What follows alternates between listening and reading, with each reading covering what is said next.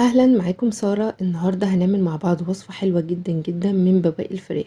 جمعوا كده بواقي الفراخ اللي عندكم وهنعمل بيه احلى غدا. على طول بيكون عندي علبة بتكون في الفريزر، علبتين يعني اصح، بيكون واحدة للحمة وواحدة للفراخ. اي بواقي عندي بجمعها لحد ما يكون عندي كمية حلوة. اول حاجة محتاجينها طبعا بواقي الفراخ اللي موجودة عندنا. لو كانت قطع كبيرة نحاول نقطعها كده مكعبات شوية تكون وسط. زي ما شايفين كده كانت ميكس بقى، فراخ مسلوقة على فراخ مشوية على حتى ديك رومي.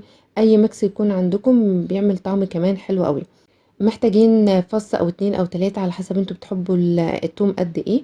محتاجة علبة زبادي، فلفل مقطعينه شرايح او نفس الحجم بتاع الفراخ، ممكن نستخدم فلفل الوان كمان، بصل مقطعينه شرايح، مستردة، زيت زيتون.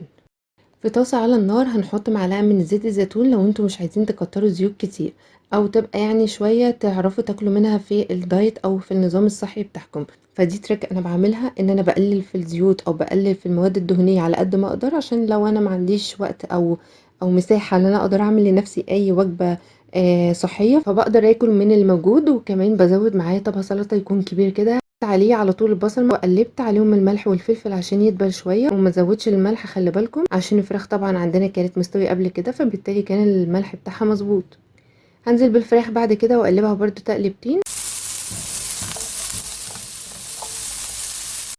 هضيف الثوم واقلب لحد ما اشم ريحه الثوم. هضيف معلقتين من الزبادي ومعلقه من المستردة.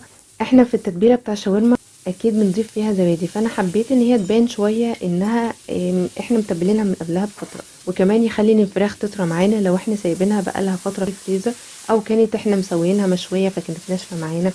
ايا كان، لو حد مش حابب يضيفه هنا عادي جدا تقدروا تشيلوه.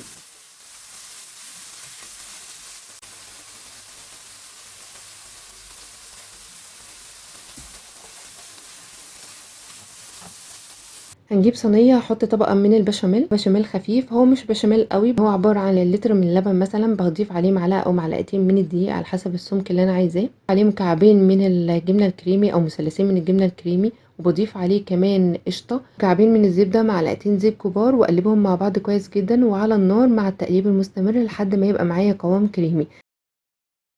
القوام هنا مش هيبقى بشاميل تقيل، ولا في نفس الوقت هيبقى عامل زي الكريمه، هيبقى حاجة بين البنين، وهتبقى طعمه حلو قوي بجد يعني مش واخدة الكريمة الدسامة بتاعتها، ولا واخدة البشاميل ان هو كده مجرد لبن ودقيق وسمنة، لا حاطين فيه طعم الجبنة وحاطين فيه طعم القشطة، فبقى غني وطعمه حلو قوي.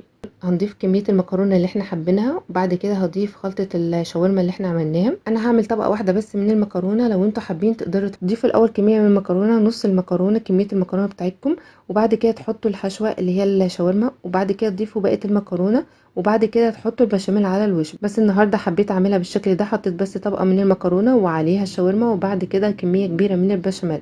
شايفين قد ايه خفيف، ولا هو بشاميل خالص ولا القوام تقيل بتاعه، ولا هو كمان عباره عن كريمه. هحطها في الفرن في الرف الوسط، واقيد درجه الحراره على 180، نسيبها لحد ما كل حاجه تمتزج. احنا عندنا كل حاجه مستويه، مش محتاجه ان هي اعلي النار واخليها تستوي، لا احنا عايزين الحاجات تسخن وتبدا تمتزج مع بعضها. وفي الاخر خالص هايد الشوايه واسيبها لحد ما تاخد لون حلو. نقدر على الوش نضيف اي ميكس جبن. وده الشكل النهائي لوصفه النهارده، بجد طعمها حلو جدا جدا، اكني جايبه الفراخ وعاملاها لسه فريش مش باقيه عندي بقالها فتره. جربوها بجد هتعجبكم جدا، واستنوا فيديوهات جديده في سلسله بواقي الاكل. اقابلكم فيديو جديد ان شاء الله، والسلام عليكم.